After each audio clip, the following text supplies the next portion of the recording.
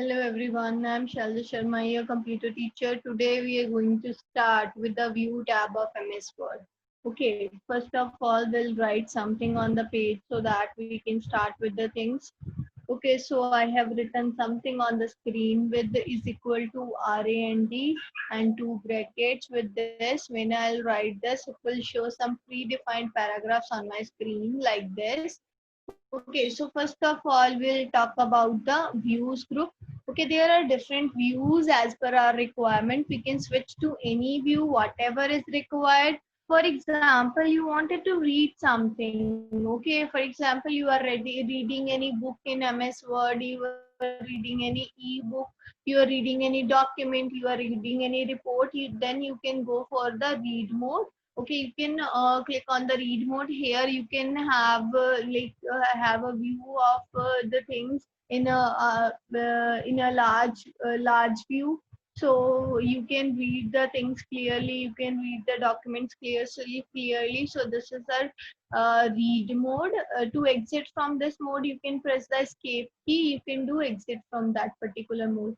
Yes, this is the print layout view. This is the view. For example, you wanted to print the document. Before printing the document, make sure you are in this view, print layout view, so that what if you are adjusting the margin, if you are adjusting the things, okay, for the printout, so that you can exactly see how your document will look like after printing. So this is the view. Whenever you take out the printout, in this view you will get the printout of the same. Fine. So whenever the document will be getting printed, it will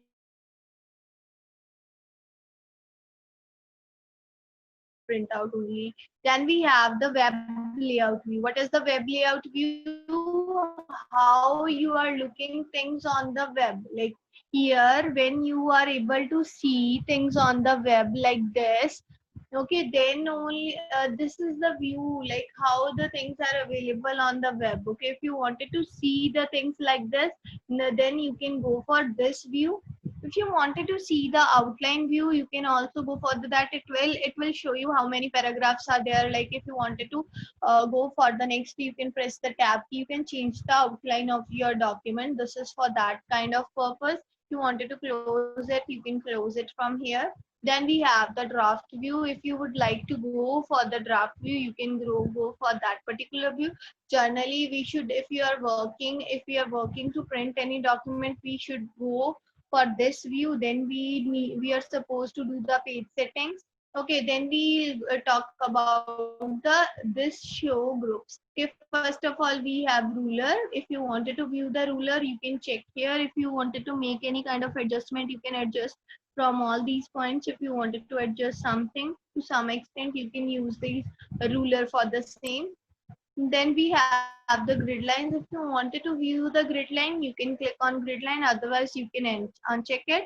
If you wanted to view the navigation pan, you can click on it. Like here, if you wanted to navigate about the know about the headings, everything is present here. If you wanted to see the pages, which is also known as the thumbnails, like whatever you are writing on that particular page, a like uh, small change will be visible here on the thumbnails that you are editing on this page. Now I'm on first page, so it is visible. If I would be typing here, it would be visible that something I'm writing on this particular page.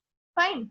So then we have zoom in and zoom out option. If you wanted to zoom the screen with how much a percent you wanted to zoom the screen, if you wanted to zoom the screen up to 200%, you can do the same. You can control the things from here as well. Okay, if you wanted to zoom out, you can do zoom out from here. If you wanted to zoom in, you can zoom in from here. We have already discussed that lowest value for the zoom out is 10 and the maximum value for the zoom in is 500. Fine. If you wanted to go for the 100%, simply click here. It will fix your page width as per the 100% ratio. Fine.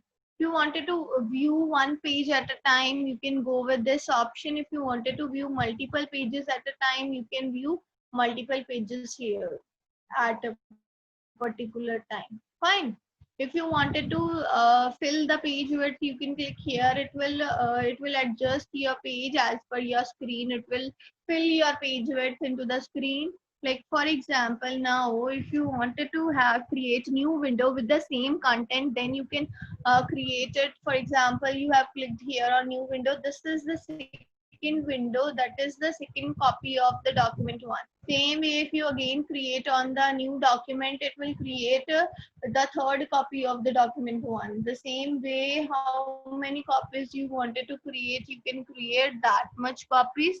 Fine. If you wanted to arrange those all windows, you can click here and arrange all those windows. Fine. You can see here the all the windows are arranged on your screen. Okay, the all the four windows are arranged here on your screen. Okay, for example, you are making editing here. The editing will be available on all the four windows. For example, you wanted to merge any of the two windows. So how you can do that? You can use the split option. From where you wanted to split, from here you wanted to split. You can see one window is merged with your window. For example, you are typing here, the changes will also reflect in the another window. If you wanted to remove it, you can click on remove split. It will remove the split from your window.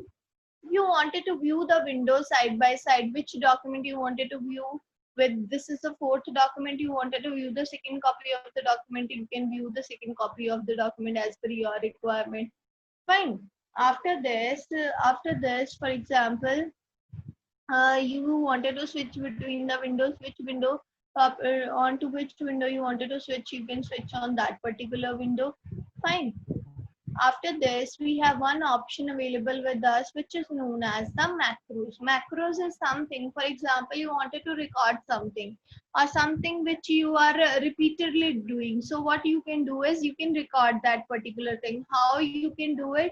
Simply you can go on this particular option and you can click on record macro. Here you will write the name of the macro. For example, I am choosing the default one, which is macro 3. Then I have clicked on OK. So it has started recording. You can see this symbol. For example, I am writing hello everyone. How are you all? For example, you can write anything instead of this. I am recording this one line only. After this, I am clicking on stop recording. Okay, wherever you wanted to run this line, you will go to the macros. You will click on view macro. You will select your macro number and click on run. It will run that particular macro. I hope this is clear with everyone. Thank you so much.